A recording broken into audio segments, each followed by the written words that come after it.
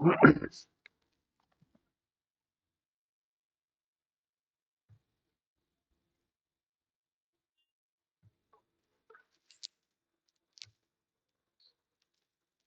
है आप सभी का। आवाज आप लोगों तक पहुंच रही है?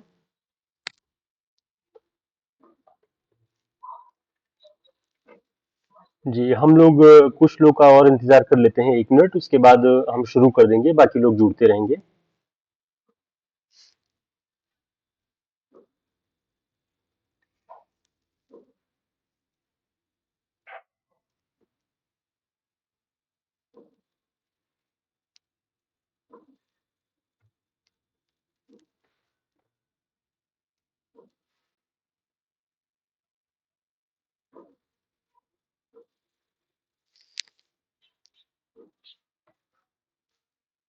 ठीक है, शुरू करते हैं हम लोग। तो आज से हमारी पहली क्लास है और हम लोग यहाँ पे हिंदी साहित्य के संपूर्ण पाठ्यक्रम को पढ़ने की योजना पे आगे बढ़ रहे हैं। यहाँ सबसे पहले हमारा जो पूरी योजना है उसमें शुरुआत हम ये करेंगे काव्यखंड से। तो 4 फेज में हम इस पूरी यूनिट को पढ़ेंगे, जितनी यूनिट सिलेबस में लगी हुई है, जिसमें 15 दिन की क्लास हमारी पूरी काव्यखंड पर आधारित होगी। इसमें पूरे जो कवि लगे हुए हैं पाठ्यक्रम में, उन सारे कवियों पर जो भी पाठ्यक्रम होगा, जो भी रचनाएं उनकी लगी होंगी, उनके विषय में हम यहाँ पे विस्तृत ढंग से जानकारी लेंगे और साथ ही ये भी ध्यान रखेंगे कि हिंदी साहित्य के इतिहास में जो भी उनके विषय में, उन रचनाकारों के विषय में जो कुछ भी कहा गया है, उन सारी बातों को भी हम साथ में लेते हुए चलेंगे, ताकि हिंदी साहित्य का इतिहास और रचनाकारों वाला खंड वो दोनों एक हो सके। तो इस क्लास का जो पहला हिस्सा होगा वो इसी रूप में होगा कि हिंदी साहित्य के इतिहास की महत्वपूर्ण बातें आप जान पाए और रचनाकारों की रचनाओं की कुछ व्याख्याएं हम देखेंगे जो परीक्षाओं की दृष्टि से महत्वपूर्ण है। ठीक है,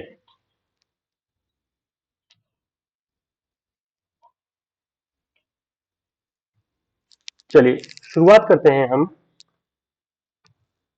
सबसे पहले देखते हैं कि हम यहाँ पे 8वीं यूनिट से शुरुआत करेंगे। 8वीं यूनिट से जब हम शुरुआत करेंगे तो इसमें कौन कौन से हिस्से हम पढ़ेंगे। जैसे कबीर, आज हम कबीर के बारे में पढ़ेंगे कि हिंदी साहित्य के इतिहास में आचार्य रामचंद्र शुक्ल जी, इनके विषय में कौन कौन सी बातें कही हुई हैं जो कि परीक्षाओं की दृष्टि से महत्वपूर्ण है। इसमें हमें जो पढ़ना है, आप लोग अगर अपनी माइक ऑफ कर लेंगे तो ज्यादा थोड़ा ठीक होगा, क्योंकि इसमें शोर आएगा। हमें कबीर को पढ़ते वक्त जो पाठ्यक्रम में पढ़ना है, सुमिरन को अंग, सुमिरन को अंग के बाद दूसरा जो है वो विरह को अंग, फिर पर्चा को अंग और सहज को अंग। इतने जो खंड हैं हमें पढ़ने हैं कबीर के विषय में। सुमिरन को अंग के विषय में अगर एक संक्षिप्त जानकारी रखें तो हमें जो यहाँ पे पढ़ना है कि ईश्वर का जब स्मरण करते हैं कबीरदास, या उनके जो निराकार ईश्वर है, निराकार ईश्वर ही कहें तो ज्यादा बेहतर होगा, उनके स्मरण में जो कुछ भी वो अपने भाव प्रकट करते हैं वो सुमिरन को अंग में आता है। विरह को अंग के अंतर्गत जब हम पढ़ेंगे तो कबीरदास जी ने अपने मन के भावों को, ईश्वर से जो विरक्ति का भाव है, ईश्वर से जो वियोग का भाव है, उसे उन्होंने अपने इस विरह को अंग में प्रकट किया हुआ है। तो उस असीम सत्ता से जब जीव बिछुड़न की भावना को महसूस करता है, तब उसमें विरह को अंग को उन्होंने बहुत स्पष्ट ढंग से लिखा हुआ है। पर्चा को अंग, पर्चा को अंग यानी परिचय को अंग। तो परिचय, आत्मा, आत्मज्ञान की जो अवस्था है, उन सभी तथ्यों को उन्होंने जो अपने भावों को प्रकट किया हुआ है वो पर्चा को अंग। और नाथ और सिद्ध परंपरा में सहज होने की बातें कई जगह कही गई हैं, तो सहज को अंग। तो इस तरह के जो ये पूरे के पूरे खंड हैं, इन्हें हम देखेंगे और पूरा अध्ययन हम इस विषय में करेंगे। साथ ही आपको एक बात और ध्यान रखना है, अगर आपके पास पाठ्यक्रम होगा, सिलेबस होगा, तो आप देख रहे होंगे कि भक्ति काल के विषय में हमें जो पढ़ना है वहां पे लिखा हुआ है हिंदी संत काव्य परंपरा और उसका वैचारिक आधार क्या है, ये पढ़ते हुए चलना है। साथ ही संत काव्य की सामाजिक समरसता, संत काव्य में सामाजिक समरसता, ये दोनों हिस्से जब हम कबीर के विषय में बातचीत करेंगे तो ये बातें और स्पष्ट हो जाएंगी, तो आप इनके वैचारिक आधार के बारे में और सामाजिक समरसता की जो बातें हैं वो भी स्पष्ट ढंग से यहाँ पे जान पाएंगे। तो शुरुआत करते हैं यहाँ से हम भक्ति काल के विषय में। भक्ति काल की समय सीमा आप सभी जानते हैं। एक संक्षिप्त परिचय यहाँ पे हम लेंगे कि संवत 1375 से 1700 संवत तक आचार्य रामचंद्र शुक्ल जी ने भक्ति काल की सीमा मानी है। जब हम 57 घटाकर इसमें सन में इसे परिवर्तित करते हैं, कभी भी संवत को सन में परिवर्तित करना हो तो 57 घटाइए तो आपको सन निकल जाएगा। तो 1318 से 1643 ईस्वी तक भक्ति काल की सीमा मानी हुई है आचार्य रामचंद्र शुक्ल जी ने। अब इसके अंतर्गत जब हम कबीर का अध्ययन करते हैं तो कबीर निर्गुण धारा के अंतर्गत पढ़ते हैं। भक्ति काल दो भागों में, सगुण भक्ति और निर्गुण भक्ति। निर्गुण भक्ति धारा के विषय में आचार्य रामचंद्र शुक्ल जी ने क्या कहा है, जब हम इस बात को समझ लेंगे तभी ये बात स्पष्ट हो पाएगी कि कबीर का विचार क्या है और कबीर जो लिखते हैं वो किस तरह का लेखन है। ठीक है।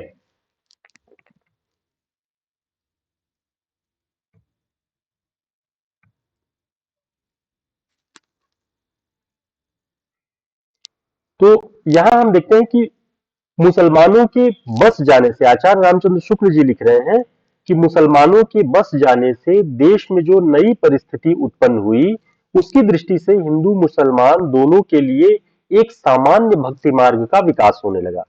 यानी एक नई प्रजाति देश में बस रही है, ये शुक्ल जी का पूरा विवेचन है। और तब दोनों की जो पूजा पद्धतियां, भक्ति की पद्धतियां थी, दोनों अलग थी।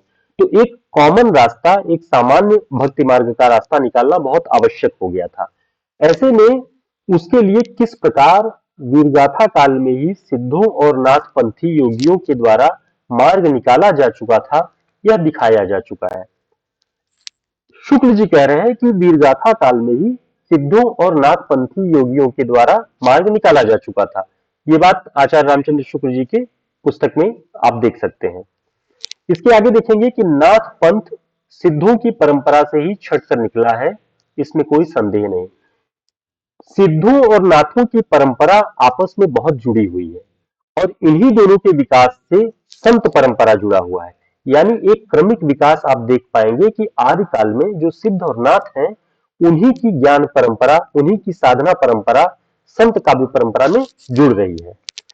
तो ये शुक्ल जी लिख रहे हैं कि नाथ पंथ सिद्धों की परंपरा से ही छटकर निकला है। वस्तुनिष्ठ प्रश्नों में कभी भी पूछ ले कि यह कथन किसका है, तो शुक्ल जी का नाम ध्यान रखेंगे। दूसरी बात आपको इस रूप में भी ध्यान रखना है कि नाथ पंथ का विकास आचार्य रामचंद्र शुक्ल जी के अनुसार कहां से हुआ है, तो सिद्धों की परंपरा से ही छटकर निकला है, ऐसा शुक्ल जी कह रहे हैं। ठीक है। हम निर्गुण भक्ति धारा में प्रवेश करने के पहले सिद्धों और नाथों की इस परंपरा को समझ लेंगे तो सारी चीजें स्पष्ट होती रहेंगी। शुक्ल जी ने लिखा कि 84 सिद्धों में बहुत से मछुए, चमार, धोबी, डोम, कहार, लकड़हार, दर्जी तथा बहुत से शूद्र कहे जाने वाले लोग जुड़े हुए थे 84 सिद्धों में। अतः जाति पात के खंडन तो वे आप ही थे। यानी जाति पात का खंडन जो उनके विचारों से हो सकता, उससे ज्यादा तो उन्होंने स्वयं भक्ति के पद रच करके ही कर दिया था। किसी की माइक ऑन है, कृपया आप बंद कर लें, बाकी लोगों को भी डिस्टर्ब हो सकता है उससे। नाथ पंथ भी जब फैला तब उसमें जनता की नीची और अशिक्षित श्रेणियों के बहुत से लोग आए जो शास्त्र ज्ञान संपन्न न थे, जिनकी बुद्धि का विकास बहुत सामान्य कोटि का था। यानी सामान्य से सामान्य मनुष्य जो बहुत नीची जाति का समझा जाता था, वह भी भक्ति के रास्ते पर समान भाव से आगे बढ़ रहा था, ऐसा आचार्य रामचंद्र शुक्ल जी कह रहे हैं। और यही वह विरोध भाव था जो भक्ति परंपरा को समृद्ध करता है। ठीक है। यहां हम आगे देखते हैं कि हिंदू मुसलमान दोनों के लिए एक सामान्य भक्ति मार्ग का आभास महाराष्ट्र के प्रसिद्ध भक्त नामदेव ने किया। उसके पश्चात कबीर ने विशेष तत्परता के साथ एक व्यवस्थित मार्ग के रूप में यह निर्गुण पंथ के नाम से चलाया। अब देखिए, सिद्धों और नाथों की परंपरा में जो सामान्य वर्ग के लोग जुड़े हुए थे, जो सामान्य जातियों से जुड़े हुए लोग थे, उन लोगों ने अपने भावों को प्रकट करना शुरू किया, जो कि शास्त्र ज्ञान नहीं जानते थे, सामान्य बुद्धि, सामान्य जीवन शैली से जुड़े हुए लोग थे। ऐसे ही भक्ति पद्धति का मार्ग सबसे पहले किसने परिचित कराया? महाराष्ट्र के संत कवि नामदेव ने। लेकिन आचार्य रामचंद्र शुक्ल लिख रहे हैं कि नामदेव ने तो केवल परिचय कराया, एक व्यवस्थित मार्ग के रूप में निर्गुण पंथ चलाने वाले कौन थे? कबीरदास थे। यहां से वो सिद्धों और नाथों की परंपरा निर्गुण पंथ और कबीरदास से जुड़ जाती है। ठीक है। आगे देखते हैं नामदेव की रचना के आधार पर यह कहा जा सकता है कि निर्गुण पंथ के लिए मार्ग निकालने वाले नाथ पंथ के योगी और भक्त तो नामदेव थे। जहां तक पता चलता है निर्गुण मार्ग के निर्दिष्ट प्रवर्तक कबीरदास ही थे। यानी एकदम पक्का रास्ता तैयार करने वाले कबीरदास थे। इसीलिए निर्गुण पंथ को कहा जा सकता है कि ये कबीरदास के माध्यम से ही उन्होंने ही आगे बढ़ाया। एक और तो स्वामी रामानंद के शिष्य होकर भारतीय अद्वैतवाद की कुछ स्थूल बातें ग्रहण की और दूसरी ओर योगियों और सूफी फकीरों के संस्कार भी प्राप्त किए। ठीक है। तो यहाँ पे हमें देखना है कि योगियों और सूफी फकीरों के संस्कार भी कबीर में मिलते हैं और भारतीय अद्वैतवाद सिद्धांत की भी कुछ बातें उनमें दिखाई पड़ती हैं। तो कबीर के विषय में शुक्ल जी ने जो ये बातें कही हैं हमें परीक्षाओं की दृष्टि से बहुत महत्वपूर्ण है। कई बार इस तरह से पूछा जा चुका है कि भारतीय अद्वैतवाद और सूफियों के जो कृपया आप लोग माइक अपना ऑफ करके सुन ले। जब कोई प्रश्न होगा तभी ऑन करेंगे तो ज्यादा बेहतर होगा। ब्रजेश जी आपकी किसकी माइक ऑन है? हाँ, कृपया आप लोग थोड़ा ध्यान रखें इस बात का ताकि बाकी लोगों को भी साफ सुनाई दे सके।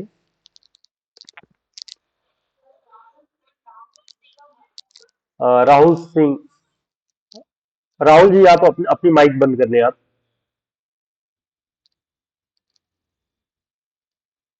आवाज काफी डिस्टर्बिंग हो रही है। हाँ ठीक। तो यहां से हमें जो ध्यान रखना है वो ये कि कबीरदास ने भारतीय अद्वैतवाद से बहुत सारी बातें, ज्ञान की बातें अपने साहित्य में ली और योगियों और सूफियों के संस्कार भी प्रेम के, जो ईश्वर के प्रति प्रेम के भाव थे, वो सारे भाव सूफियों से लिए। ठीक है।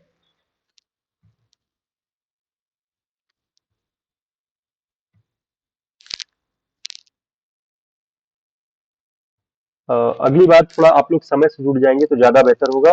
7 बजे के आसपास, उसके पहले ही आप लोगों को लिंक प्रोवाइड करा दी जाएगी और तब तक आप लोग ज्वाइन कर लेंगे तो सारे लोग साथ में यहाँ पे पढ़ते रहेंगे। ठीक। दूसरी बात जो आपको ध्यान रखनी है कि सगुण और निर्गुण काव्यधारा 15वीं शताब्दी के अंतिम भाग से 17वीं शताब्दी तक समानांतर चलती रही। ये आचार्य रामचंद्र शुक्ल जी की पुस्तक में ये तथ्य है। तो कब तक चलती रही? 17वीं शताब्दी तक समानांतर चलती रही ये दोनों धाराएं, समाप्त नहीं हुई है। यानी रीतिकाल शुरू हो चुका है साहित्य में, उसके बावजूद ये धारा निरंतर प्रवहमान है। कबीर के विषय में आचार्य शुक्ल जी लिख रहे हैं कि निराकार ईश्वर के लिए दो दर्शन का पल्ला पकड़ते हैं कबीर। कबीर का जो निर्गुण पंथ है वो भारतीय वेदांत का और सूफियों के प्रेम तत्व का, इन दोनों के मिश्रण से कबीर का निर्गुण पंथ तैयार होता है। ये बात आप लोग कहीं नोट कर लीजिए, ये ज्यादा बहुत जरूरी है कि किन दो तत्वों के समावेश से कबीर का निर्गुण पंथ तैयार होता है। तो भारतीय वेदांत का और सूफियों के प्रेम तत्व का, इन दोनों का समाहित रूप कबीर के निर्गुण पंथ में दिखाई पड़ता है। ये कथन बहुत प्रसिद्ध है जो आचार्य रामचंद्र शुक्ल जी ने लिखा हुआ है कबीर के विषय में, कि इसमें कोई संदेह नहीं कि कबीर ने ठीक मौके पर जनता के उस बड़े भाग को संभाला जो नाथपंथियों के प्रभाव से प्रेम भाव और भक्ति से शून्य और शुष्क पड़ता जा रहा था। यानी जब आप आदिकाल के विषय में पढ़ेंगे तो वहां आपको सिद्धों और नाथों की परंपरा के विषय में जो बातें मिलेंगी, वहां से आपको ये पता चलेगा कि सिद्धों और नाथों ने तंत्र मंत्र और योग विद्या की तमाम तरह की बातों से, जिसे बाह्य आडंबर कहा गया, उनसे जनता का ध्यान आकर्षित कर लिया था और उन्हीं से जनता को मुक्ति का मार्ग वो बता रहे थे। लेकिन भक्ति का जो दूसरा रूप आया, जो सगुण रूप है, उसने कहा कि भक्ति में रसमयता हो, ईश्वर का एक रूप हो, और जब वो दिखाई पड़ेगा तभी जो लहर है भक्ति की वो प्रचंड होगी, अच्छी होगी, प्रेमपूर्ण होगी। तो लेकिन नाथपंथियों के द्वारा क्या है कि नाथपंथियों के प्रभाव से प्रेम भाव और भक्ति से ये सारी चीजें शून्य हो चुकी थी, हृदय शुष्क हो चुका था सामान्य जनता का। लेकिन कबीर आते हैं, कबीर ने अपने ज्ञान और प्रेम तत्व दोनों की बातों से जनता के हृदय को थाम लिया और भक्ति को आगे बढ़ाया। ये शुक्ल जी का कथन है और बहुत महत्वपूर्ण भी है। कुछ बातें और आचार्य रामचंद्र शुक्ल जी की कही हुई बहुत जरूरी है। आप इस 1 घंटे में लगातार अगर ध्यान से देखते रहेंगे तो कबीर के विषय में शुक्ल जी ने जो कुछ भी कहा है वो सब आपके समक्ष हो जाएगा। फिर हम उनकी कविताओं की व्याख्या वाले हिस्से में कि जो महत्वपूर्ण कविताएं हैं उनके भी हम अर्थ सहित एक बार देख लेंगे। शुक्ल जी ने लिखा कि कबीर का ज्ञान पक्ष तो रहस्य और गूढ़ भावना से विकृत मिलेगा, पर सूफियों से जो प्रेम तत्व उन्होंने लिया वह सूफियों के यहाँ चाहे काम वासना ग्रस्त हो गया हो पर निर्गुण पंथ अविकृत रहा। यानी वो ये कह रहे हैं कि ज्ञान पक्ष से क्या होता है, जब ज्ञान बहुत ज्यादा, जब हम हृदय तत्व को भूल जाते हैं, केवल ज्ञान की बातें करते हैं, तो वहां पे रहस्य की भावना और गूढ़ भावनाएं, गूढ़ भावनाएं उभरती है, उससे विकृति फैलती है। लेकिन सूफियों से जो कबीर ने प्रेम तत्व लिया था, जो प्रेमाख्यानक काव्य परंपरा हम पढ़ेंगे जिसमें जायसी के पद्मावत में नागमती वियोग खंड और नक्शिक वर्णन दो पढ़ेंगे, वहां ये बात हमें दिखाई पड़ेगी कि सूफियों से उन्होंने प्रेम तत्व लिया और वो जो प्रेम तत्व है वो भले ही अन्य जगहों पर काम वासनाग्रस्त हो गया हो, किंतु एक मिनट, किंतु निर्गुण पंथ विकृत रहा। निर्गुण पंथ में जब आप देखेंगे कबीर कहते हैं कि काहे रि नलिनी तू कुमिलानी तेरे हिनाल सरोवर पानी, जल में उत्पत्ति जल में वास, जल में नलिनी तोर निवास। तो ये प्रेम की भावना है। ये नलिनी को कह रहे हैं कि तू जल में ही तेरी उत्पत्ति होती है, जो कमलिनी है वो जल में उत्पन्न हो रही है, जल में ही उसका अंत हो रहा है, तो फिर वो क्यों प्रेम तत्व से विहीन, उसके अंदर ऐसी कौन से परिवर्तन हो रहे हैं कि वो सूख रही है। तो ऐसे जो प्रेम भाव वाले जो भी पंक्तियां मिलेंगी कबीरदास की, वो सूफियों से प्रभावित है। तो वो कह रहे हैं कि सूफियों के यहाँ कई सारी बातें जो प्रेम के हैं वो काम वासनाग्रस्त हो गई होंगी, लेकिन निर्गुण पंथ अविकृत रहा। ये शुक्ल जी का स्टेटमेंट है, इसे ध्यान रखेंगे।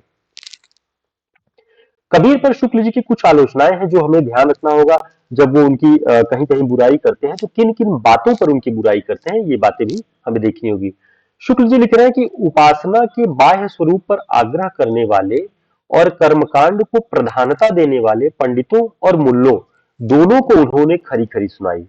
आप किसी भी प्रतियोगी परीक्षा की तैयारी कर रहे हो, अगर आप लिखित परीक्षा के लिए भी तैयार हो रहे हैं, तो आप इन सारे कथनों को ध्यान में रख के थोड़ा सा प्रैक्टिस करेंगे तो बेहतर उत्तर लेखन आप कर सकते हैं। तो उन्होंने कहा कि पंडितों और मुल्लों, किसी एक को नहीं, दोनों धर्मों के जो कट्टरपंथी थे उन सभी को उन्होंने खरी खरी सुनाई और राम रहीम की एकता समझकर हृदय को शुद्ध और प्रेममय करने का उपदेश दिया। तो हृदय की शुद्धता और प्रेममय करने का उपदेश कबीर दे रहे हैं। देशाचार और उपासना विधि के कारण मनुष्य में जो भेदभाव उत्पन्न हो जाता है उसे दूर करने का प्रयास उनकी वाणी लगातार करती आई, बराबर करती आई। तो ये राजस्थान के भी एक बार परीक्षा में ये पूछा गया कथन है कि ये लगातार उनकी वाणी ये प्रयोजन करती आई कि मनुष्य में जो भेदभाव उत्पन्न होता है वो दूर हो जाए। ये कथन किसका है? तो ये कबीर के विषय में आचार्य रामचंद्र शुक्ल जी का है। वे लिख रहे कि यद्यपि वे पढ़े लिखे न थे पर उनकी प्रतिभा बड़ी प्रखर थी, जिससे उनके मुंह से बड़ी चुटीली और व्यंग्यपूर्ण बातें निकलती थी। आचार्य रामचंद्र शुक्ल जी कभी मानते ही नहीं है कबीर को, लेकिन फिर भी उनकी तारीफ किस किस बल पे कर रहे हैं, किस एक पॉइंट पे कर रहे हैं कि कह रहे हैं उनमें प्रतिभा बड़ी प्रखर थी, उनके मुंह से बड़ी चुटीली और व्यंग्य चमत्कारपूर्ण बातें निकलती थी। तो ये कथन शुक्ल जी का है, इसे ध्यान रखना है हमें। कुछ और बातें हमें ध्यान रखना है जिस पर आचार्य रामचंद्र शुक्ल जी कबीर पर चिढ़ करके उन पे कुछ आरोप लगाते हैं, कुछ उनकी आलोचना बहुत कड़वी करते हैं। जैसे वे कहते हैं कि ये सारे जो हम पॉइंट पढ़ने वाले हैं शुक्ल जी की पुस्तक में है, इसलिए इसे अन्यथा लेके न देखा जाए। शुक्ल जी लिखते हैं कि कबीरदास अशिक्षितों पर प्रभाव डालने के लिए टेढ़े मेढ़े रूपकों का प्रयोग करते हैं, यानी अशिक्षित जनता पर टेढ़ा मेढ़ा रूपक प्रयोग करके अपना प्रभाव जमाते हैं। फिर कहते हैं कि ये सीधी सादी बात नहीं करते हैं, ये हमेशा जो है उक्त वैचित्र की बातें करते हैं, ये जो है बरसे कंबल भीजे पानी, इस तरह की बातें करते हैं, है ना। तो फिर कहते हैं कि उक्तियों में चमत्कार उत्पन्न करने की कोशिश करते हैं, खंडन मंडन और वाद विवाद में ही इनकी बड़ी रुचि रहती है और किसी तरीके की कवित्वपूर्ण बातों में इनका मन नहीं लगता है।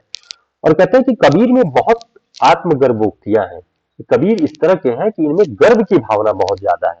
तो गर्व की भावना बहुत ज्यादा हुई तो कहते हैं कि कवित्व की भावना कमजोर हो जाती है।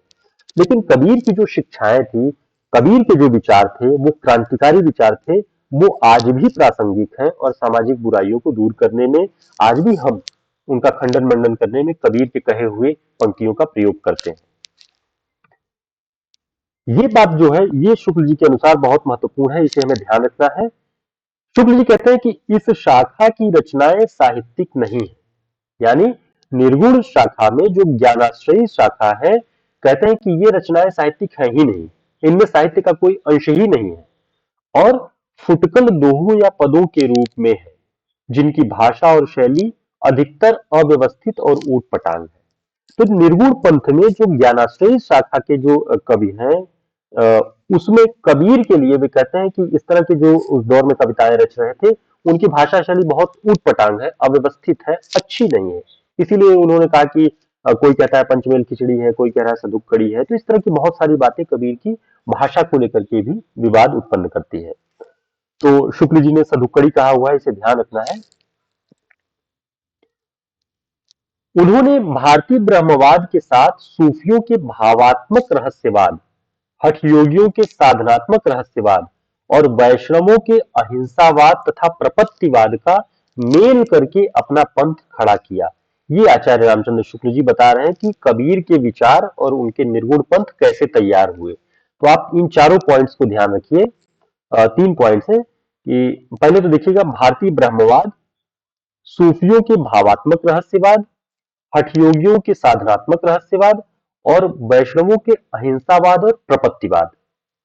तो कभी भी चार ऑप्शन देकर के आपसे पूछा जाए कि निम्न में से कौन सा तत्व कबीर के निर्गुण पंथ में नहीं पाया जाता, अगर वहां पे वैष्णवों के बजाय शैव दे दिया जाए तो आप उसे चुन सकते हैं कि उत्तर गलत है, क्योंकि वैष्णवों के अहिंसावाद और प्रपत्तिवाद का मेल है, सूफियों का जो प्रेम भाव है, भावनात्मक रहस्यवाद है, उसका मेल है, भारतीय ब्रह्मवाद का जो सिद्धांत है और हठ योगियों में साधनात्मक रहस्यवाद, इन तत्वों के मेल से खड़ा है। तो इन पॉइंट्स को आप ध्यान रखेंगे तो जो वस्तुनिष्ठ प्रश्न है वो अच्छे हो सकते हैं, सही कर सकते हैं आप। अब ये कबीर में जो ज्ञान की बातें बार बार दिखाई पड़ती हैं, ज्ञान की चर्चा कबीर के यहाँ दिखाई पड़ती है, वो सब कहां से आया है?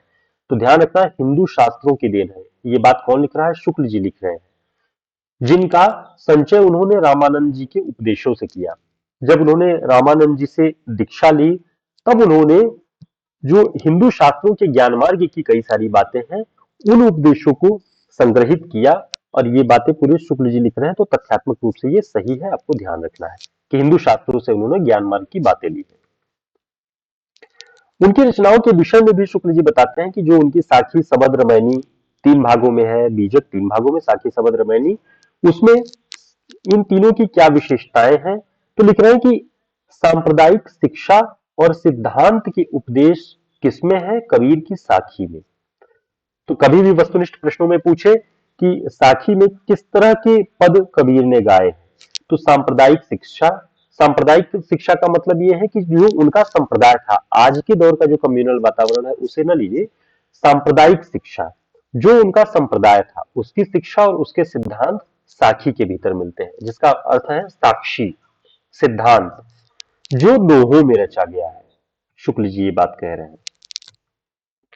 साखी की भाषा कैसी है? तो आप इसे भी एक जगह नोट करे रहें। शुक्ल जी लिख रहे हैं कि साखी की भाषा सधुक्कड़ी, और सधुक्कड़ी से तात्पर्य क्या है? राजस्थानी और पंजाबी मिली खड़ी बोली को सधुक्कड़ी कहा जाता है। ठीक है, ऐसे प्रश्न बन सकते हैं। तो हमें जितना कबीर के पदों को दोहों की व्याख्या में ध्यान रखना है, उतना ही उनके विषय में कहे गए शुक्ल जी, नगेंद्र और बच्चन जी के कथनों को भी ध्यान में रखना है। या पूछ ले कि सधुकड़ी से क्या आशय है, तो राजस्थानी और पंजाबी मिली खड़ी बोली को सधुकड़ी कहा जाता है और उसका प्रयोग कहां हुआ है? साखी में हुआ है। ठीक है, अगला पॉइंट है रमैनी और सबद में गाने के पद हैं। तो जैसे भी प्रश्न पूछे कि गाने के पद कबीर के किस उसमें है, रचना में है, तो रमैनी और सबद में, जिसमें काव्य की ब्रज भाषा और कहीं कहीं पूर्वी बोली का भी व्यवहार है। ये बात आचार्य शुक्ल जी कह रहे हैं। तो शुक्ल जी ये बात स्पष्ट करते हुए लिख रहे हैं कि ब्रजभाषा बहुत दिनों से, यानी पिछले कई युगों से आप देखेंगे तो भक्तिकाल में भी, आदिकाल में भी ब्रजभाषा की कई सारी रचनाएं मिलती हैं। इससे साबित ये होता है कि काव्य की जो गीतात्मकता है, जो लयात्मकता, वो ब्रजभाषा में थी। तो जहां भी गाने के पद हैं वो ब्रजभाषा में है, कहीं कहीं पूर्वी बोली का भी प्रयोग दिखाई पड़ता है। तो साथियों, अब तक हम आचार्य रामचंद्र शुक्ल के द्वारा कहे हुए बहुत सारे कथनों को यहाँ पे पढ़ रहे थे, जो कबीर के विषय में, निर्गुण पंथ के विषय में और सिद्धों और नाथों की परंपरा से जोड़ते हुए संत काव्य के विषय में शुक्ल जी ने कहे हुए। उम्मीद है इतना हिस्सा आप समझ गए होंगे, जो सैद्धांतिक पक्ष है, जो तथ्यात्मक है हिंदी साहित्य के इतिहास का, जो कि आपको हिंदी साहित्य के इतिहास के यूनिट वाले हिस्से में भी पढ़ना था। अब आगे हम जो बढ़ेंगे, देखते हैं कि जो पाठ्यक्रम में रचना लगी हुई है, कबीरदास जी के जो पद लगे हुए हैं, उसमें कुछ महत्वपूर्ण पद हैं जिनके बारे में हमें जानना चाहिए कि उनका मूल अर्थ क्या है या उसका आशय क्या है। जैसे हमने कहा कि सुमिरन को अंग, जिसमें नाम स्मरण की महत्ता को बताया गया है। विरह को अंग, जिसमें आत्मा और परमात्मा के बीच की दूरी जो वियोग पैदा करती है, उसके विषय में लिखा गया है। इसके साथ ही पर्चा को अंग, परिचय यानी आत्म ज्ञान की प्राप्ति जिसमें होती है, जिन पदों में परिचय पर्चा को अंग कहा गया है। तो ऐसे पदों में है क्या? तो रामखेड़ त्रिपाठी जी की पुस्तक लगी हुई है, उनके द्वारा संपादित पुस्तक पाठ्यक्रम में लगी है। तो उसमें कौन कौन से पद हैं, उसे हमें थोड़ा सा देखना है, और सुमिरन को अंग में कौन कौन से पद थोड़े महत्वपूर्ण है, उसे हम देखते हैं। जैसे देखिए, एक पद है,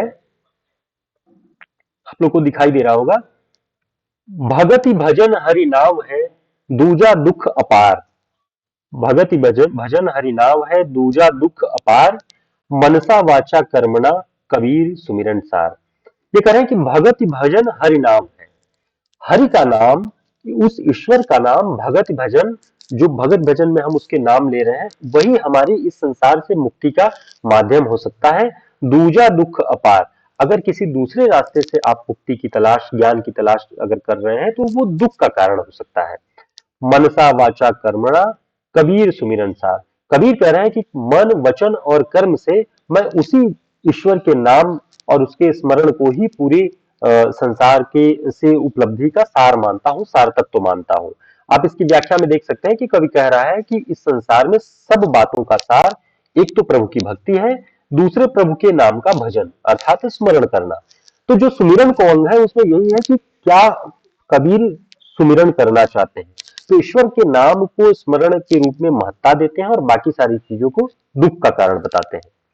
संत कबीर के अनुसार मन, वचन और कर्म से प्रभु के नाम का स्मरण करना ही सारी बातों का सार है। पदों को देख लेना इसलिए भी बहुत जरूरी है कि जैसे एक पिछली बार से भी पहले विज्ञापन संख्या 48 में या 49 में एक प्रश्न आया था कबीर से कि जैसे सुनहा कांच मंदिर में आपुन भूख मर्यो, तो सुनहा से क्या तात्पर्य है?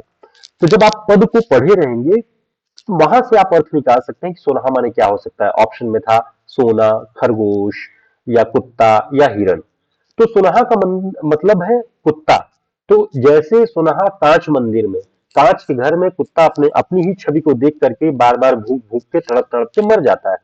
तो ये पदों को जब हम पढ़े रहेंगे, वहां तक हमारी पहुंच हो सकेगी, तभी ये संभव हो सकता है। ठीक है। तो नाम सुमिरन में अगला जो पद है, कबीर सुमिरन सार है और सकल जंजाल, आदि अंत सब सोधिया, दूजा देखो काल। कबीर सुमिरन सार है। कबीर कह रहे हैं कि नाम स्मरण ही, उस ईश्वर का नाम स्मरण ही इस पूरे जीवन का सार है।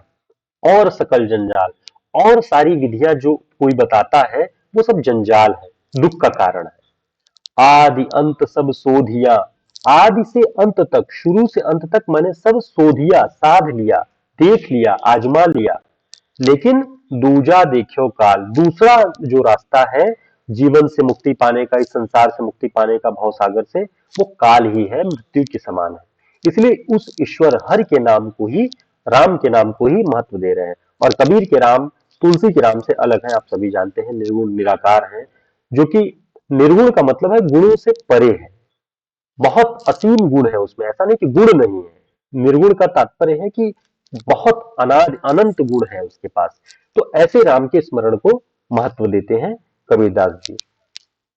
जैसे ये पद भी है, पाठ्यक्रम में ही लगा हुआ कि चिंता तो हरिनाम की, और न चितवय दास, जे कछु चितवय राम बिन, सोई काल की पास। तो ये तीसरा पद भी आप देख रहे हैं, तो लगभग वही बात हो रही है यहाँ की, कि चिंता तो हरिनाम की। अब यहाँ पे हो सकता है कि नाव से क्या तात्पर्य है, ये नाम नाम है।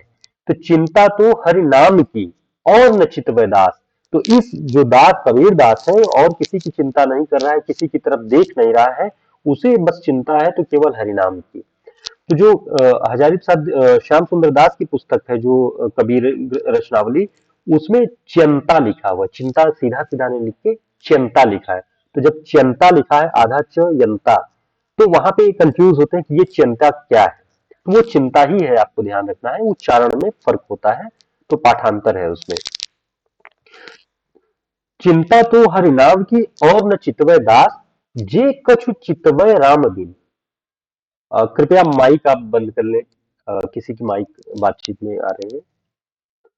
तो जे कछु चितवय राम बिन, जो राम के अलावा किसी और चीज पर चितवन करता है, उसे देखने की कोशिश करता है, मुक्ति का मार्ग समझता है, सोई काल की पास, और वो काल के रास्ते ही जाएगा, उसे मुक्ति मिलना संभव नहीं है। तो इस तरह की बातें सुमिरन को अंग में बार बार रिपीट हुई है, कई सारे पद हैं। तो जो महत्वपूर्ण है हम आपको वही बता रहे हैं, क्योंकि सब कुछ पढ़ना महत्वपूर्ण नहीं है, महत्वपूर्ण चीजें पढ़ लेंगे हम तो उससे सुमिरन कौन से कुछ भी आएगा तो आप उससे भाव निकाल सकते हैं बहुत अच्छे से। ठीक है। जैसे एक बहुत प्रसिद्ध है, आप सभी ने ग्रेजुएशन में भी पढ़ा होगा जब कबीरदास को बीए के दौरान पढ़ रहे होंगे, कि तू करता तू भया, मुझ में रही न हूं, बार फेरो बल गई, जित देखो तित तू करता तू भया, मुझ में रही न हूं। हूं का अर्थ है अहंकार, मुझ में अब अहंकार नहीं रहा। तू का मतलब है कि तुम्हें स्मरण करते हुए, तुम्हारा नाम स्मरण करते हुए, बार बार मैं तुम्हारे नाम का स्मरण कर रहा हूं, मैं तुम्हारे जैसा हो गया हूं। अब मुझ में मेरे जैसा कुछ नहीं रह गया, मेरे जैसा कुछ नहीं रह गया माने मेरा अस्तित्व, मेरा जो अहंकार था वो नष्ट हो गया। बार फेरो बल गई, जित देखो तित्तु। अब मैंने अपने उस अहंकार की जो भावना है उसको नष्ट कर दिया है, जहां देखता हूं वहां ही तुम्हारे दर्शन होते हैं, उस ईश्वर के दर्शन होते हैं। तो देखिए, इसको अगर देखें कि प्रसंग के रूप में, या आप लोग अगर एलटी ईएमआरएस या जीआईसी की परीक्षा जब देंगे, कभी भी कबीर के पदों से कोई बात आएगी, वहां आप लिख सकते हैं इसमें, जैसे कि कबीर ने पुनः साधक और साध्य के भेद के नष्ट हो जाने की कल्पना की है। यानी साधक जो पूजा पद्धति में लगा हुआ है, ईश्वर को याद करने में लगा है, और साध्य जिसकी पूजा करना चाह रहा है, जिससे मिलना चाह रहा है उस ईश्वर से, तो दोनों का के बीच का भेद खत्म हो गया है। ठीक है। तो भेद खत्म होने का तात्पर्य यह है कि वो उसी के जैसा हो गया है और साधक के भीतर का अहंकार नष्ट हो चुका है। तो ये सुमिरण के माध्यम से ही है, उसके नाम का स्मरण बार बार करने से। इसीलिए कबीर पंथी आप देखते होंगे तो नाम स्मरण करने के लिए माला फेरते रहते हैं, रैदासी संप्रदाय के लोग भी माला फेरते रहते हैं, क्योंकि वो बार बार उनके नाम को लेकर के उनके जैसा हो जाना चाहते हैं। ठीक है। इसी में अगला पद है कि कबीर निर्भय राम जपो, जब लगे दीवे बाती, तेल घटे बाती बुझे, सोबेगा दिन रात। अब देखिए, हम ऐसे पढ़ते हैं तो लगता है कि पता नहीं किस तरह की बातें हैं। कई बार क्योंकि भाषा का भी फर्क पड़ता है कि कुछ ऐसे शब्द होते हैं, उन्होंने बोलचाल के प्रयोग किए हुए हैं कि हम नहीं समझ पाते हैं। तो कह रहे हैं कि कबीर निर्भय राम जप, निर्भय निर्भय होकर के कह रहे हैं कि कबीर, हे कबीर, अपने आप को कह रहे हैं कि तुम निर्भय होकर के राम जपो। जब जब लगे दीवे बात, जब तक इस दिए में बत्ती है, जब तक इस शरीर में प्राण बाकी है ना। एक मिनट, आप लोग नेक्स्ट टाइम कोशिश कीजिए कि थोड़ा जल्दी, कुछ लोग हैं जो बहुत लेट ज्वाइन कर रहे हैं। 7 बजे से क्लासेस अगर शुरू है तो हम 7 बजे से ही शुरुआत कर देंगे। थोड़ा बहुत 2-5 मिनट इधर उधर हो सकता है, तो कोशिश करेंगे कि हम समय पे जुड़ जाएं। तो हम लोग सुमिरन को अंग के विषय में पढ़ रहे हैं कि वो कह रहे हैं कि निर्भय होकर के राम जपो, उसके नाम का स्मरण करो, जब लगे दीवे बात, जब तक इस दिया में बत्ती है, प्राण है, आत्मा जीवंत है। तेल घटे बाती बुझे, जब तेल घट जाएगा, रक्त घट जाएगा, इसमें जो प्राण धारा है वो घट जाएगी, तेल घटे बाती बुझ जाएगी, सोएगा दिन रात। तब तो तुम्हें सोना ही है, तब तो तुम्हें मरना ही है। लेकिन जब तक इस दिए में बाती है, तेल है, तब तक निर्भय होकर के नाम का स्मरण करते रहो। तो ये सारी भावना आपको सुमिरन को अंग वाले पदों में मिल जाएगी, और ये सारे पद रामखेत त्रिपाठी जी वाली पुस्तक में दिए गए हैं, जो कि पाठ्यक्रम में लगा है। इसी से मिलते जुलते कई सारे पद हैं जो कि जरूरी है, कि कबीर सूता क्या करे, जाग न जाग न जपे मुराद, एक दिन सोवन होइगा लंबे पांव पसार। कबीर सूता क्या करे। कबीर तुम सो करके क्या करोगे। जाग ही न जपे मुरार। तुम जाग करके उस मुरारी उस ईश्वर को उस जो भी परमात्मा है उसको जपते क्यों नहीं, उसके नाम का स्मरण क्यों नहीं करते। एक दिन सोवन होएगा, एक दिन तो सोना होना ही है, एक दिन तो पूरी तरह से मृत्यु निश्चित ही है। और तब लंबे पांव पसार, यानी लंबे पांव पसार करके एक दिन तो सोना ही है। तो आज जब तक जिंदा है, जब तक इस दिए में बाती है, तेल है, तब तक तू इस ईश्वर का नाम क्यों नहीं जप रहा है। तो कहीं न कहीं कबीर अपने इन पदों से सांसारिक मोह माया में फंसे हुए जीवों को, मनुष्यों को ये ज्ञान दे रहे हैं कि तुम ईश्वर की ओर, उस निर्गुण निराकार ईश्वर की ओर आगे बढ़ो, उनके नाम का स्मरण करो और मुक्ति की, ज्ञान की प्राप्ति करो। ठीक है। तो कहीं ना कहीं ये कबीर की ये सारे पद आप जब ध्यान से पढ़ेंगे, कभी एकांत में बैठ के पढ़ेंगे तो हिला देते हैं। माइक प्लीज ध्यान दीजिए, माइक जिनके ऑन हो वो ऑफ कर ले, है ना। कबीर सूता क्या करे, काहे न देखे जाग। यहाँ पे हम 10 से 15 पदों के माध्यम से ये समझने का पूरा प्रयास कर लेंगे कि सुमिरन कौन असल में है क्या। जैसे करें कबीर सूता क्या करे, तो कबीर सूता क्या करे कि 5-6 पद है। ऐसे ही कबीर सूता क्या करे, काहे न देखे जाग, जाका संग ते बिछुड़िया, ताही के संग लाग। तो करें कि कबीर तुम सो करके क्या करोगे, काहे न देखे जाग, तुम जाग करके देखो। जी।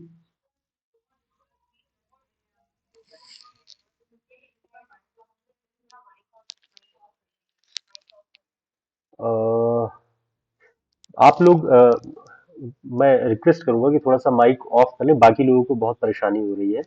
ब्रजेश जी, आप, माइक ऑन है क्या आपकी। ठीक है। थोड़ा सा ये सावधानी आप लोग रखिएगा, उसके बाद हम लोग अगर कोई प्रश्न होता है तो बातचीत कर लेंगे। लेकिन एक बार जब तक ये कंप्लीट करते हैं तो ताकि सारे लोग एक बार सुन लें इसको ध्यान से। अ, उद्देश्य ये है कि हम ऐसे होता है कि हम किताब लेके बैठते हैं तो हम एक 15-20 मिनट लगातार पढ़ लिए तो हम उसके बाद हमारा मन टूट जाता है, ये होता है बाद में पढ़ लेंगे। तो एक थोड़ा सा ये अनुशासन रहेगा कि हम 1 घंटे जुड़ करके और पूरे जो पाठ है उससे जुड़ी हुई अगर 10-20 बातें भी हमारे काम की आ जाएंगी तो पाठ्यक्रम को हम टच कर पाएंगे। तो ये भाव मन में नहीं रहेगा कि हमने पढ़ा नहीं है। तो इसी दृष्टि को ध्यान में रख के हम कुछ पदों को देख रहे हैं, फिर हम आगे बढ़ेंगे कि वीरा को अंग में क्या है। ठीक है। जाका संग ते बिछुड़िया, ताही के संग लाग। तो कह रहे हैं कि तुम उसी ईश्वर के नाम में, उसी में लीन हो जाने की कोशिश करो। तुम जिसके साथ बिछुड़ गए हो उसे पाने की चेष्टा करो, सो करके क्या करोगे। तो हमारे और आपके लिए भी ये बात ये सही सिद्ध होती है कि हम अज्ञानता में या अपने इस सांसारिक मोह माया में अगर फंसे हुए हैं, हमारा ध्यान नहीं पड़ रहा है अच्छी बातों में या सामाजिक भलाई की बातों में, तो हमें जाग जाना चाहिए, हमें समझ जाना चाहिए। सोने से फायदा नहीं, क्योंकि जीवन निश्चित है और मृत्यु भी निश्चित है। तो उस दूरी को समझ करके हमें जागने का प्रयास करना चाहिए। तो सुमिरन को अंग में ये पूरी ज्ञान की बातें हैं।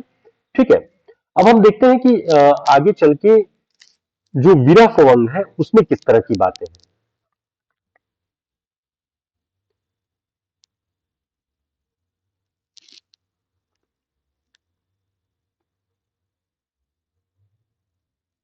जैसे यहां भी नाम स्मरण का एक पद है जो महत्वपूर्ण है कि राम प्यारा छाड़ कर करे आन का जाप, बेस्या केरा पूत जो कहे कौन सो बाप।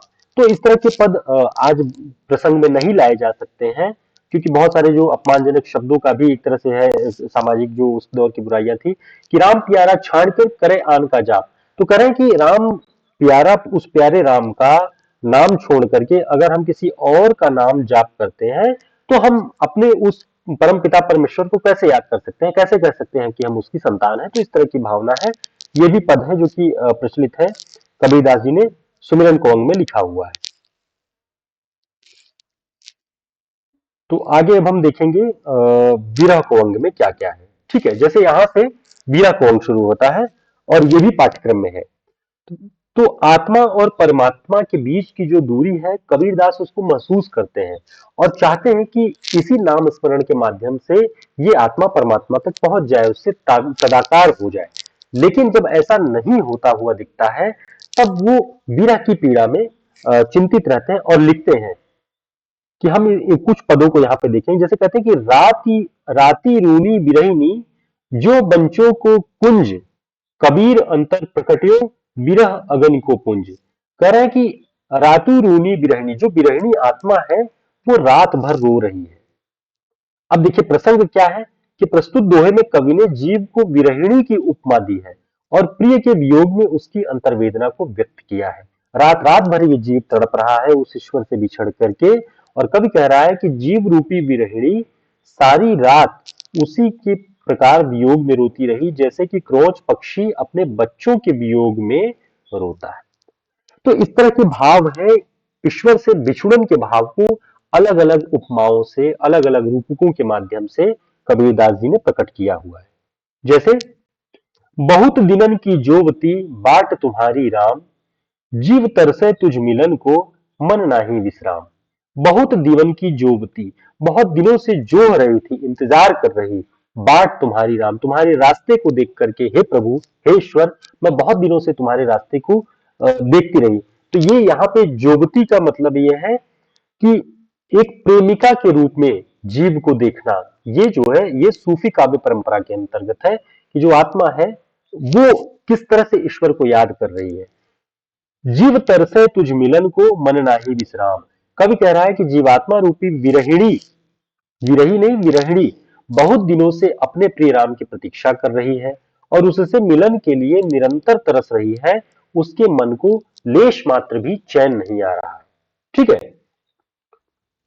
तो यह विरह की पीड़ा को उन्होंने प्रकट किया हुआ है। अब देखिए विरह का एक और रूप आपको यहाँ पे दिखाई पड़ेगा कि मूवा पीछे जिन मिले कहे कबीरा राम, पाथर घाटा लोह सब पारस कोने काम।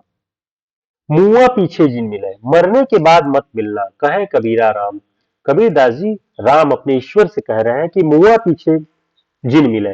जो लोग कहते हैं कि मरने के बाद ईश्वर की प्राप्ति होगी, स्वर्ग की प्राप्ति होगी, तो कबीर कह रहे हैं कि मेरे मरने के बाद तो मत ही मिलो, मिलना है तो मेरे जीवित रहते मिलो। मुआ पीछे जिन मिले कहे कबीरा राम, पाथर घाटा लोह सब पारस कोने काम।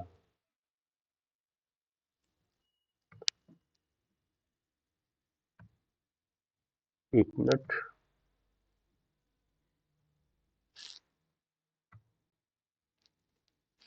ठीक है। तो ये वाले हिस्से में जो हम देख रहे हैं वो देख रहे हैं कि विरह की भावना किस रूप में। तो अब प्रसंग अगर इसका देखें तो कह रहे हैं कि प्रस्तुत दोहे में कवि परम प्रिय प्रभु से मिलन का आग्रह कर रहा है। कवि की कामना है कि उसके जीते जी ही प्रभु से मिलन हो जाए तो बेहतर है। मरने पे मुए के बाद तो कोई मतलब नहीं है ईश्वर के मिलने का, क्योंकि आत्मा तड़प रही है। आत्मा जब वो मुक्त हो गई, उसका कोई अस्तित्व नहीं रह गया, तो फिर ईश्वर से मिलने का कोई मतलब नहीं। कबीरदास ये बात कह रहे हैं अपने आराध्य श्री राम को संबोधित करते हुए। कबीरदास जी कहते हैं कि हे राम, हे ईश्वर, हे हरि, यदि मुझे दर्शन देने ही है तो जीते जी दर्शन दो, मेरे मरने के बाद मुझे दर्शन मत देना। हे प्रभु, यदि लोहा भी घट घट कर पत्थर बन गया तो फिर पारस मिलने से कोई लाभ नहीं होने वाला है, क्योंकि कहते हैं कि पारस जिस पत्थर को, जिस भी धातु को छू लेता है वो स्वर्ण में बदल जाता है। भाव यह है कि यदि आपकी भक्ति भावना करते करते मैं लोहे से घटकर पत्थर रह गया, यानी पत्थर को तो नहीं बदल पाएगा, स्वर्ण में नहीं बदल पाएगा, पत्थर रह गया, और यदि आपने उसके बाद दर्शन नहीं दिए तो मुझे आपके पारस रूप का भी क्या लाभ हो सकता है।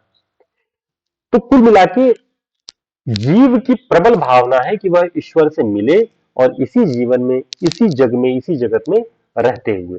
ठीक है, अब देखते हैं जैसे इन्होंने लिखा कबीरदास जी ने विरह कवंग में कि विरह भुवंगम तन बसै, मंत्र न लागे कोई, राम वियोगी ना जिए, जिए त बौरा होए। अब यहाँ पे आपको दिखाई पड़ेगा कि विरह की भावना किस रूप में और प्रकट हो रही है। कह रहे हैं कि विरह का जो सर्प है, भुवंगम का अर्थ है सर्प, कह रहे हैं कि विरह रूपी एक सांप मेरे शरीर के भीतर बस गया है, वो प्रवेश कर गया है और अब कोई मंत्र नहीं लग रहा है। किसी भी मंत्र का प्रयास, किसी मंत्र से प्रयास कर रहा हूं कि ये सर्प का जो दंश है वो कम हो जाए, वो कम नहीं हो रहा है। कह रहे हैं राम वियोगी ना जिए, जिए त बौरा होए। और राम से वियोग होकर के कह रहे हैं कि ये वियोग मुझे प्रिय है, ये वियोग रूपी जो भुवंगम है, जो सांप है, ये वियोग के रूप में मेरे भीतर व्याप्त है और मैं उस ईश्वर को उसी रूप में याद कर रहा हूं। लेकिन राम को छोड़ करके कोई जिए तो ये मुश्किल है। अगर वो जीता है तो बावला हो जाएगा, वो संसार के किसी काम का नहीं रह जाएगा। ठीक है, तो ये बात यहाँ पे ध्यान रखना है कि अपने परम प्रिय प्रभु को संबोधित करते हुए कबीरदास जी कह रहे हैं कि प्रभु आपका विरह रूपी सर्प तो मेरे शरीर के भीतर समा गया है और कोई मंत्र भी काम नहीं कर रहा है। राम के विरह में जकड़े हुए व्यक्ति की स्थिति बहुत विचित्र हो जाती है। या तो वह विरह रूपी सर्प द्वारा डसे जाने के कारण मृत्यु को प्राप्त हो जाता है, और यदि किसी प्रकार वह जीता रहे तो पागल हो जाता है। पागल हो जाता है का अर्थ है कि इस संसार के लिए उपयुक्त नहीं रह जाता, क्योंकि सांसारिक मोहमाया से वो मुक्त हो जाता है। तो आप देख रहे होंगे लगातार जो कबीरदास के पद हम देख रहे हैं, कबीरदास के सारे पदों में ये भाव प्रकट हो रहा है कि जीव को ईश्वर की प्राप्ति हो जाए, अन्यथा वह कलपता रहेगा, तड़पता रहेगा। ये सारे भाव इसमें दिखाई पड़ रहे हैं। ठीक है, तो आगे भी कुछ और जो पद हैं उनके माध्यम से भी हम कबीर के भावों को देखेंगे, जो पाठ्यक्रम में है, जो हमारे लिए उपयोगी हैं। हम उन्हीं तथ्यों को देखेंगे। ठीक है, जैसे कुछ और जो पद हैं वो भी हम देख लेते हैं। हाँ, ये बहुत प्रसिद्ध है, ये आप लोगों ने पढ़ा होगा, पाठ्यक्रम में है कि अखिया तो झाई परी। एक मिनट, कुछ लोग हैं जो अभी जुड़े नहीं हैं।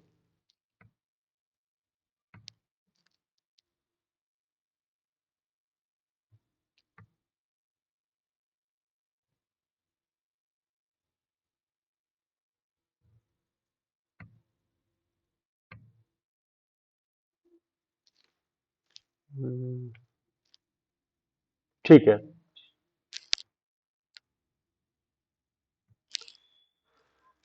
अखियन तो झाई परी, पंथ निहार निहार, जिभ्या में छाला पड़ा, राम पुकार पुकार। ये आप लोगों ने कई बार पढ़ा होगा, अंखड़ियां झाई पड़ी, पंथ निहार निहार, जिभ्या ते छाला पड़ा, राम पुकार पुकार। ये जो वियोग की भावना है, वियोग की दशा है कि प्रियतम के उस ईश्वर की दर्शन की अभिलाषा मन में रखते हुए आंखों में झाई पड़ गई है, उसके रास्ते को निहारते निहारते जिह्वा में छाला पड़ा, और इस जिह्वा में छाला पड़ गया। इतना नाम का स्मरण कर रहे हैं, इतना उसे पुकार रहे हैं, फिर भी वो उसके रास्ते का इंतजार करते हुए वो आ नहीं रहा है कि जिह्वा में छाला पड़ गया, राम पुकार पुकार। तो ये विरह की पीड़ा आप देख रहे होंगे कि गहन पीड़ा है ये, कि जीभ में छाला पड़ रहा है, आंखों में झाई पड़ गई है, लेकिन वो राम नहीं आ रहा है, उसके दर्शन मुश्किल हो गए हैं। ठीक है, एक पद और है रामचंद्र त्रिपाठी जी की पुस्तक में, जो हमें यहाँ पे देखना है कि या तन का दिवला करो, बाती मेल्यो जीव। या तन का दिवला करूं, इस तन को क्या कर दूं, दिवला, दीपक की तरह बना दूं, बाती मेल्यो जीव। और बाती कौन होगा, ये जीव। इस जीव को बत्ती के रूप में जलाएंगे और ये शरीर दियाली की तरह होगी, जिसमें दीपक, जिसमें तेल डाल करके बत्ती लगाई जाती है। लोहू सींचू तेल लो, कब मुख देख्यो पीऊ। कह रहे हैं कि मैं इस जो शरीर है इसको दियाली के रूप में, उस दीपक के रूप में बना दूंगा, जिसमें जीव जो है वो बाती के रूप में रहेगा। लोहू सींचू तेल ज्यों, अपने रक्त को तेल की तरह सींचूंगा, कब मुख देख्यो पीऊ। और पता नहीं कब उस प्रियतम का दर्शन होगा। मैं इस तरह से, जैसे कहते हैं ना कि यह तन जारो मसी करो लिखो राम का नाम, लेखन करो करंक की, लिख लिख राम पठाओ। यह तन जारो मसी करो, मसी का मतलब होता है राख। यह तन जारो मसी करो, मैं इस शरीर को जला करके राख कर देना चाहता हूं, लिखो राम का नाम। और उसकी स्याही बना करके मैं क्या करूंगा, लेखन करो करंक की। करंक का अर्थ होता है हड्डी।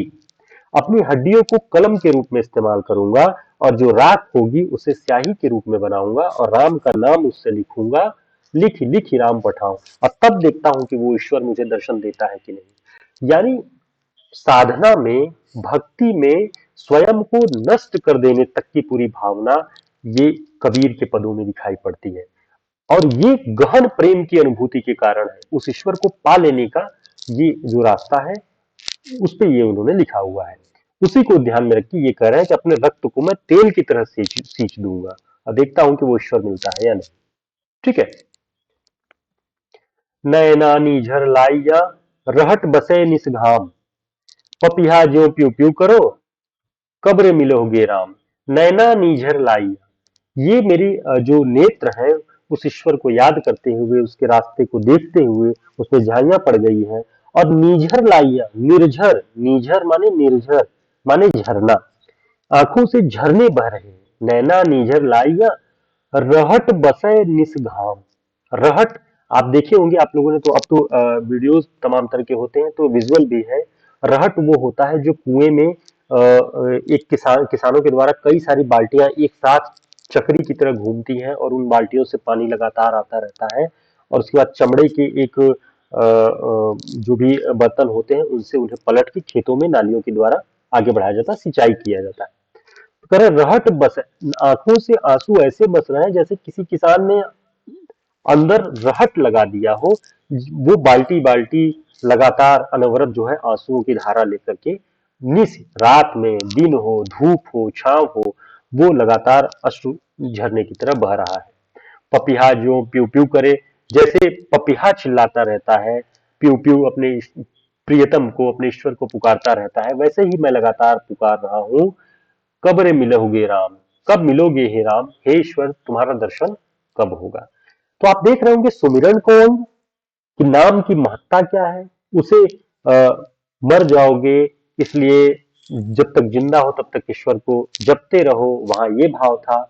यहाँ ईश्वर से दूरी के कारण जो पीड़ा है उसे प्रकट करने के लिए कई सारे अलंकारों का प्रयोग, उपमा अलंकार। अब ये उपमा ही है कि नैना नीझर लाइया, आंखों से नीझर बह रहा है, रहट बसे निसघाम, रहट की तरह जो अश्रु है वो बह रहे हैं सुबह शाम। तो कहीं ना कहीं कबीर ने अपनी पीड़ा को प्रकट करने के लिए कई सारे पदों में वही वही बातें कही हुई है, आप देखेंगे। अब जैसे देखिए, इस पद में भी हम देखेंगे तो लगभग वही भाव निकलेगा कि अखियां प्रेम कसाइया, लोग जाने दुखड़िया, राम सने ही कारने, रोई रोई रतड़िया। अब देखिए यहाँ पे क्या है कि प्रिय प्रभु के विरह में व्यथित भक्त भक्त कह रहा है कि मेरी आंखों की लाली को देखकर लोग यही समझ रहे हैं कि मेरी आंखें दुखने दुखनी आ गई है। मेरी आंखों में ऐसी लाली है जैसे जिस आंख आ जाना कहते हैं, आंख उठ जाना, जो गर्मियों के समय में ज्यादातर होता है कि आंखें लाल हो जाती हैं। तो कह रहे हैं कि मेरी आंखों से इतने आंसू बहे हैं कि जो लोग देखते हैं तो उन्हें लगता है कि मेरी आंखों में दुखनी हो गई है, मेरी आंखें आई हुई हैं, जबकि वास्तविकता कुछ और है। वस्तुतः प्रभु के प्रति प्रेम के कारण मेरी आंखें सारी सारी रात जागकर रोते रोते बीती हैं, जिससे वे लाल हो गई। अतः लोगों का कहना है कि मेरी आंखों में दुखनी आ गई है, गलत है। तो इस तरह के भाव हैं कि लोग क्या कह रहे हैं और कवि क्या समझ रहा है उस पीड़ा के विषय में। तो इस तरह की बातें आपको इसमें दिखाई पड़ जाएंगी। तो हम ये विरह को अंग के विषय में ये बातें देख रहे थे। ठीक है, कुछ और जो बहुत प्रसिद्ध हैं पद, इनके विषय में भी देख लेते हैं। नैना अंतरि आव तू, निस दिन निरशो तू ही, कब हरि दर्शन देहुगे, सो दिन आवे सोहि। नैना अंतरि आव तू, परम प्रिय को संबोधित करते हुए कबीरदास जी कह रहे हैं कि हे प्रभु, तुम मेरी आंखों में आकर बस जा, जिससे मैं दिन रात तेरे दर्शन करता रहूं। नैना अंतरि आव तू, तुम आओ मेरी आंखों के अंतर में भीतर प्रवेश कर जाओ। निस दिन निरशो तोई, निरशो निरखो, मैं तुम्हें निरखूं, तुम मेरे अंदर मेरे नेत्रों में बस जाओ और मैं उन्हीं नेत्रों से तुम्हें देखूं। कब हरि दर्शन देहुगे, सो दिन आवे मोह।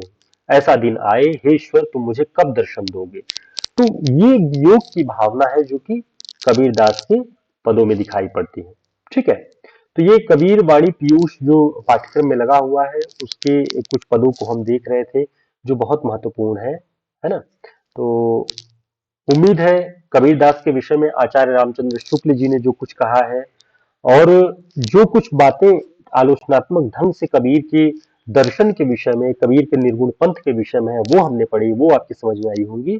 और सुमिरन को अंग, विरह को अंग जो हम देख रहे थे, वो सारी बातें भी यहाँ पे समझ में आ रही होंगी। ठीक है, जैसे ये बहुत प्रसिद्ध है, सुखिया सब संसार है, खाए और सोवे, दुखिया दास कबीर है, जागे और रोवे।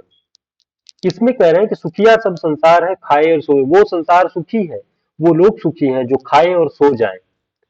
दुखिया दास कबीर है, जागे और रोए। और ये कबीर दास दुखिया है, इसका जीवन दुख में जा रहा है, ये रात रात भर जागता है और रोता है। उस ईश्वर को याद करता है, उससे मिलन की तड़प है और अपने शरीर को जला करके भस्म बना देना चाहता है। उसे चिट्ठियां लिख करके भेजना चाहता है ताकि वो राम उसके दर्द को, उसकी पीड़ा को समझे और उसे दर्शन दे। तो इस तरह की भावना पूरे उनके पदों में दिखाई पड़ती है। तो यहाँ हम प्रयास ये कर रहे हैं कि हमें जो पद हमारे पाठ्यक्रम में है, कहीं ऐसा ना हो कि हमें लगे कि छूट रहे हैं या हम जो अध्ययन नहीं कर पा रहे हैं। तो इनसे आप परिचित हो जाएंगे तो आपको लगेगा कि कबीर का ये हिस्सा हमने पढ़ लिया है और इनसे कुछ जुड़े हुए प्रश्न आएंगे तो हम बेहतर ढंग से कर पाएंगे। ठीक है, आगे कुछ और देखते हैं कि जो महत्वपूर्ण पद हो उनसे भी हम परिचित हो जाएं और जो महत्वपूर्ण है।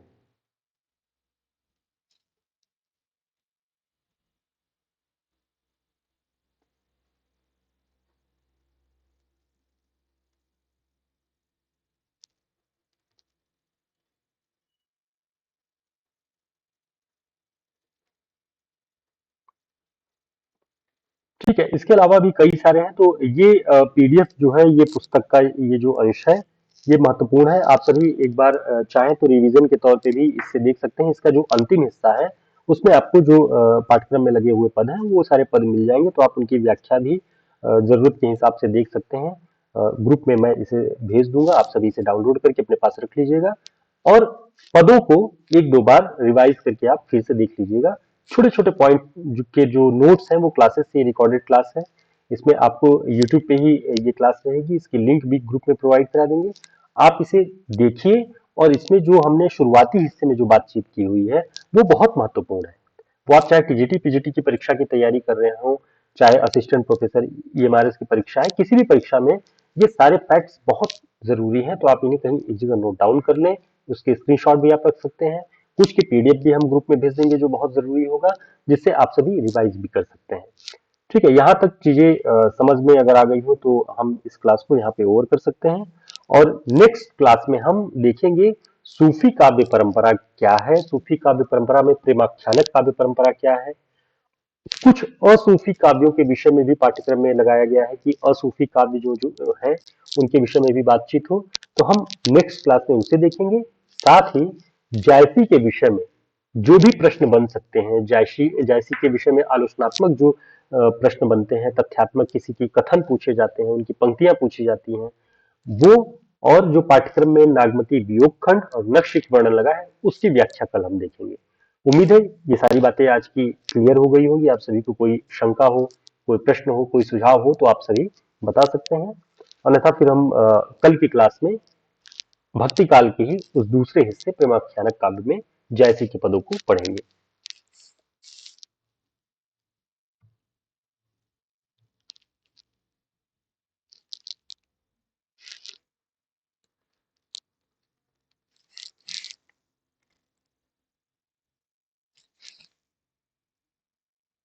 जी,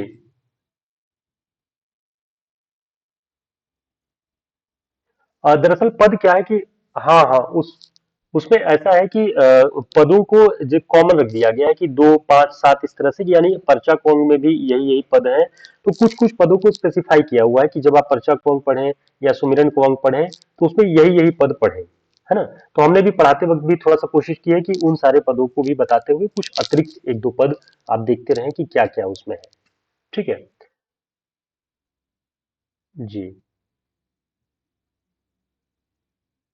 तो और कोई बात हो और इसकी जो पीडीएफ है जो शुरुआती वाले हिस्से की हमने पढ़ा यहाँ पे, आलोचनात्मक वाला हिस्सा और हिंदी साहित्य के इतिहास वाला, उसको मैं ग्रुप में भेज दे रहा हूँ। आप लोग डाउनलोड कर लीजिएगा, सेव करके या प्रिंट करके अपने पास रख लीजिएगा। वो फैक्ट्स शुक्ल जी की किताब के हैं पूरे, तो बहुत महत्वपूर्ण भी हैं।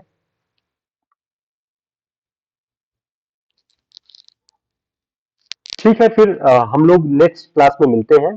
कल पूरी कोशिश करेंगे कि पद्मावत वाला हिस्सा जो दोनों खंड लगे हुए हैं उन दोनों खंडों के विषय में हम अच्छे से पढ़ लें और प्रेमाख्यानक काव्य परंपरा को भी अच्छे से पढ़ेंगे।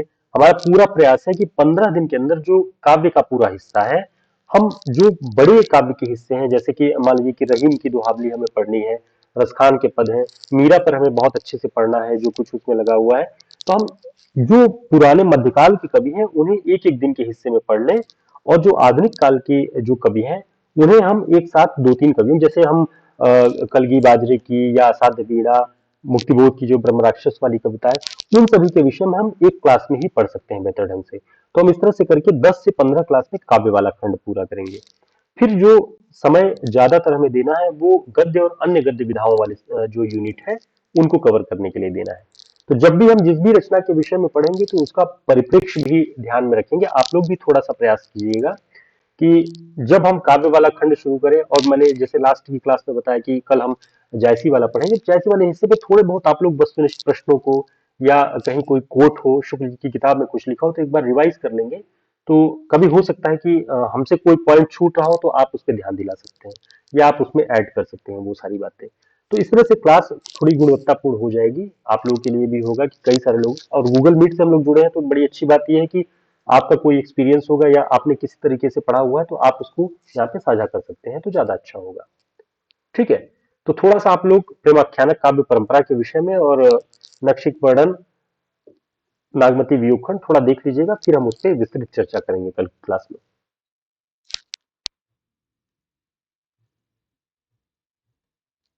ठीक है।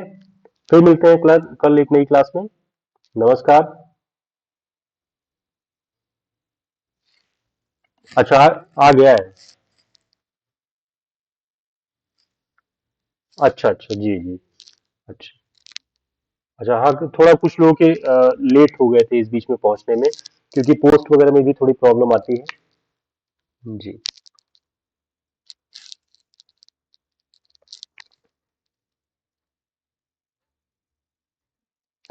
हाँ, ये हम इसको जो पर डे जो क्लास में हम पढ़ेंगे, तो कोशिश करेंगे कि इसको जो भी हिस्सा जो महत्वपूर्ण होगा वो वाला हिस्सा पीडीएफ हम क्लास में प्रोवाइड करा देंगे ग्रुप में। जी जी जी। हाँ, नहीं नहीं, बिल्कुल बिल्कुल, कोशिश यही है हमारी भी कि जो कुछ भी जरूरी हो वो आप लोगों तक पहुंचता रहे। हम्म। नहीं ठीक है, इसको कोशिश करेंगे हम कि आप लोगों को महत्वपूर्ण चीजें पहुंच जाए, जिससे रिवीजन में आसानी हो जाए कि 60 दिन 65 दिन जो भी है, तो 60 65 रचनाएं पढ़ी जा सके तो ज्यादा बेहतर है। ठीक है, फिर कल की क्लास में मिलते हैं। नमस्कार। शुभ रात्रि। हाँ, नमस्कार नमस्कार।